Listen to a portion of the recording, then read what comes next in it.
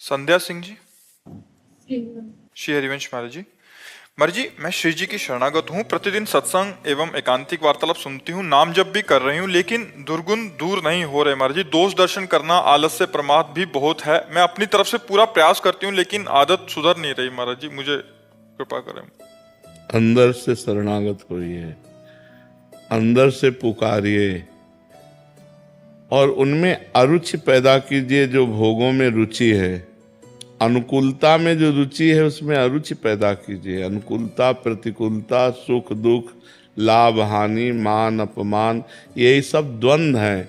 इन्हीं द्वंद्वों में पूरा संसार पिस रहा है। हम दूसरे में प्रभु देखें, दोष दर्शन क्यों करें? सब में प्रभु रमे हुए हैं, वही परमात्मा सब में विराजमान है। हम दोष दर्शन क्यों करें?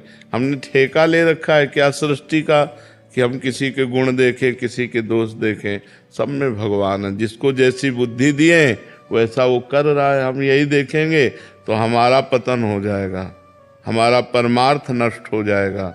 जो अद्वैष्टा सर्वभूतानां मैत्रः करुण एव च निर्ममो निरहंकारा सुख दुखा जब तक हम किसी में दोष देखेंगे तब तक परमात्मा प्राप्ति नहीं। अद्वैष्टा सर्वभूतानां, किसी भी जीव में हमें दोष नहीं देखना, किसी भी प्राणी में दोष नहीं देखना। अद्वैष्टा सर्वभूतानां मैत्रः करुणेव से, सबसे मित्रता का व्यवहार, करुणा का व्यवहार, लेकिन ममता किसी से नहीं और अहंकार नहीं। निर्ममो निरहंकारा सम दुखा सुखा क्षमी, जो सुख दुख में समान भाव रखता है और अपने प्रति करने वाले, अपमान तिरस्कार करने वाले व्यक्ति के प्रति भी क्षमा भाव रखता है, ऐसा भगवान को प्राप्त हो जाता है।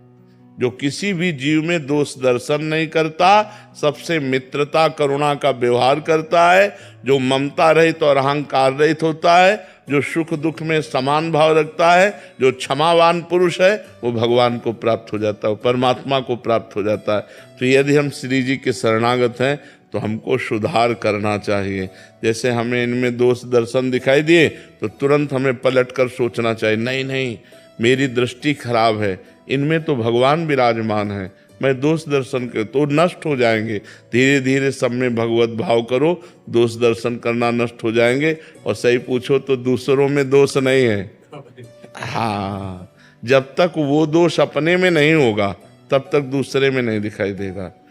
अगर हमारा चश्मा लाल तो पूरी सृष्टि लाल, हमारा हरा तो अगर हमारी दृष्टि भागवतिक तो सब भगवान दिखाई देंगे। नहीं, देखो गोपी जनों की दृष्टि श्याममयी तो कह रहे जित देखूं